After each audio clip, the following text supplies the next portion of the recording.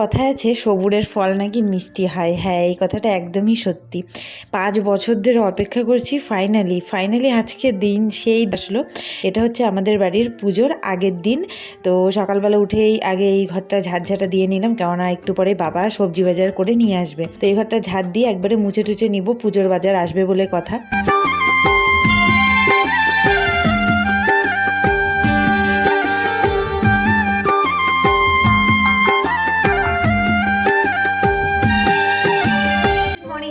Welcome back to my new blog. আশা করছি সকলে খুব ভালো আছে, সুস্থ আছো।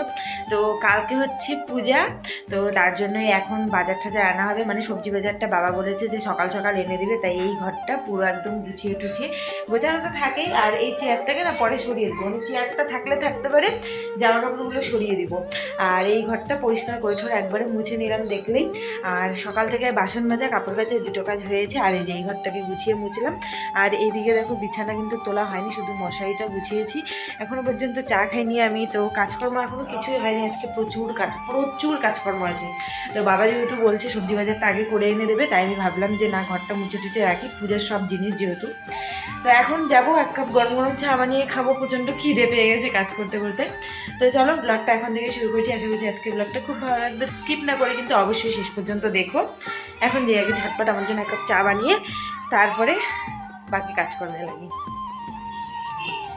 ফাইনালি আর 2 দিন পরে নতুন কিচেনে চা বানাতে পারবো, তার জন্য আমি ভীষণ এক্সাইটেড যে কবে নতুন কিচেনে কাজ করব। তো চা বানিয়ে নিয়ে চলে আসলাম এদিকে। এখন বিছানাটা তুলে নিব, আর ব্ল্যাঙ্কেটগুলো রোদেও দিতে হবে। ভাবছি যে 2টো ব্ল্যাঙ্কেট না বিছানায় ভালো লাগে না, একটা গুছিয়ে ভাবলাম কালকে একটা ভিডিও দেখেছি, তো সেটাই দেখে একটু ট্রাই করছি যে একদম না খুব সুন্দরভাবে ছোট একটুখানি ব্যাগের মতো গুছিয়ে ফেলছিল। তো প্রথমে একটা ফোল্ড করতে হয় পিছন দিক থেকে, তারপরে দুদিকে 2টো ফোল্ড করে এরকম ফোল্ড, তারপরে ছোট ছোট ফোল্ড করে তারপরে এটা মানে ব্যাগের মতো করে ভরে দিতে হয়। হয়েছিল বেশ ভাঁজটা, কিন্তু এত মোটা মোটা লাগছিল না। আসলে এই ব্ল্যাঙ্কেটটা আমাদের এতটাই বড়, যাদের মনে করো ছোট বাচ্চা কাচ্চা ব্ল্যাঙ্কেট ভাঁজ করে রাখলে বারবার খুলে ফেলে, তারা কিন্তু এটা ট্রাই করে দেখতে পারো।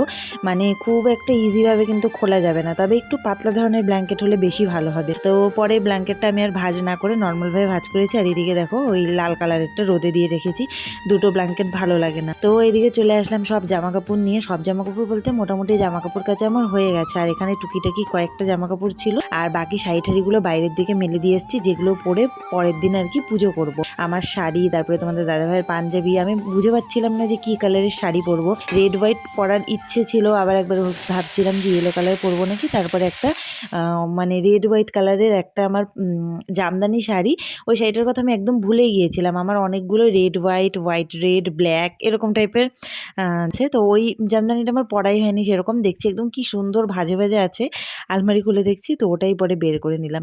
তো মাঝখানে আমি রান্নাও বসিয়ে দিয়েছি। আজকে আর স্নান করে রান্না করবো না, কারণ প্রচুর আজকে কাজ আছে। তারপরে ফ্রিজটা মুছে নিলাম। এদিকে একটু দেখো ফ্রিজটা কেমন, পুজো হবে পরের দিন যেহেতু, প্রসাদ অনেক কিছু বেঁচে গেলে সেগুলো তো রাখতে হবে, কিছু না কিছু রাখতে হবেই।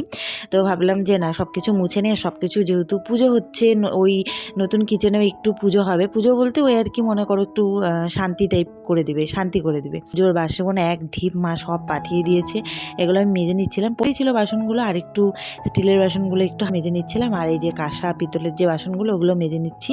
আর এই টাইমে আমি যখন উঠোন ধোয়াচ্ছি, তখন আমার রান্না বান্না মানে সব কাজ কমপ্লিট। মনে করো বিকেল 4টা মতন বাজে, ঠিক তখন আমি ব্লিচিং উঠোন আর কি ধোয়াবো ভাবলাম। তো দেখছি উঠোনটা নোংরা ছিল না, পরিষ্কারই ছিল, শ্যাওলা পড়েনি, কেননা শীতকালে তেমন একটা শ্যাওলা পড়ে না মতো হয়ে গেছে। সেই সময় আমাকে যাই হোক বদ্দি লাস্টে হেল্প করেছিল জল দিয়ে। আর প্রায় সন্ধ্যা হয়ে গেছিলো, স্নান করেছি একদম সন্ধ্যাবেলা।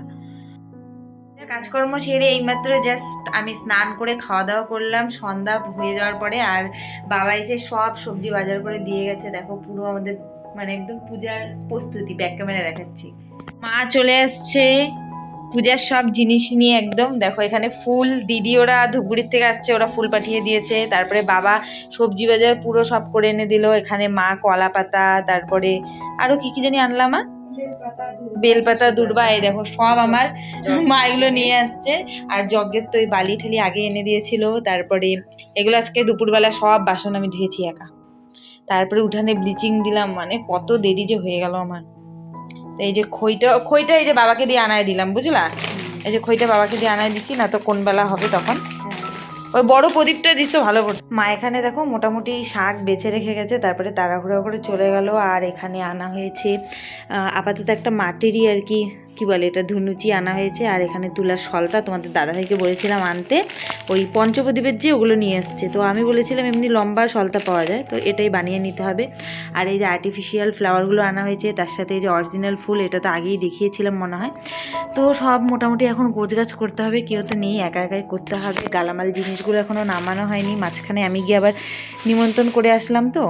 তো এগুলো এখন সব নামাবো, নামিয়ে সব গামলায় মনে করো সাজিয়ে সাজিয়ে মিলিয়েও নিতে হবে যে কম বেশি কি আছে, বেশি তো না কম যদি হয়, তো সেটাও মিলিয়ে ঠিলে এখন ঝটপট করে এগুলো গুছিয়ে নেই।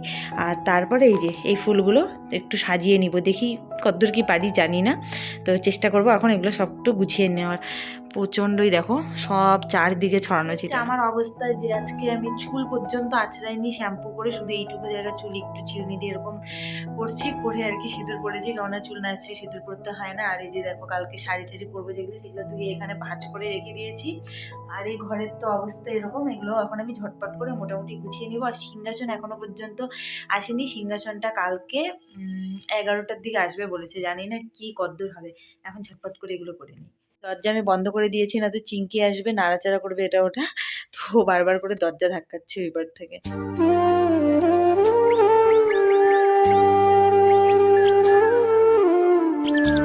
মা শাক তো বেছে রেখে গিয়েছিল অর্ধেক, তারপরে টোটো চলে আসছে, আর কুয়াশাও প্রচন্ড পড়ছে না কদিন থেকে, তাই মাকে বললাম যে তুমি চলে যাও, তারপরে বাকিগুলো আমি বেছে নিলাম। আর এই গালামাল খরচাগুলো সব গামলায় সুন্দর করে এখানে মোটামুটি যেগুলো জিনিস পায়েসের, তারপরে চাটনির, আর মানে কি বলে মশলাপাতি, এগুলো সব গোছালাম। এখানে আছে চাল আর ডাল, ভোগ বারোয়ারি দুটো মিক্সড আছে।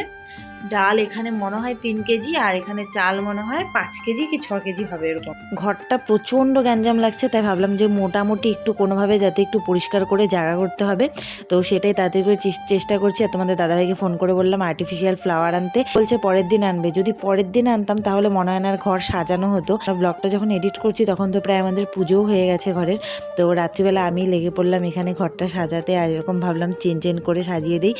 আর এদিকে চিংকিও এত ডিস্টার্ব ছিল, বারবার করে ঘরে আসতে চাচ্ছিল, চিংকিও ছিল এখানে, খুব ডিস্টার্ব করছিল। আর ঝিলিক বাইরে দাঁড়িয়েছিল, আসতে পারবে না। তো আমি একা একাই ডেকোরেট করছিলাম। তোমাদের দাদাভাই আবার একটা নিমন্ত্রণ বাড়ি গিয়েছিল, মানে ম্যারেজ অ্যানিভার্সারি ছিল, হ্যাঁ, তো সেই বাড়িতে গিয়েছিল। তো এইটা হচ্ছে ফাইনাল লুক। আর আরেকটা চেন দিয়েছি, যেটা আর পরে ভিডিও করা হয়নি, কেমন লাগছে অবশ্যই কমেন্ট করে জানিও। ফাইনালি আমার টুকিটাকি কিছু সাজানো হলো। এখন তো সিংহাসনটা নেই, সিংহাসনটা আনলে বোঝা যাবে। তোমাদের দাদাভাই এসে জানি না কি বলবে, খুবই সিম্পল, যদিও সেরকম কিছুই নেই।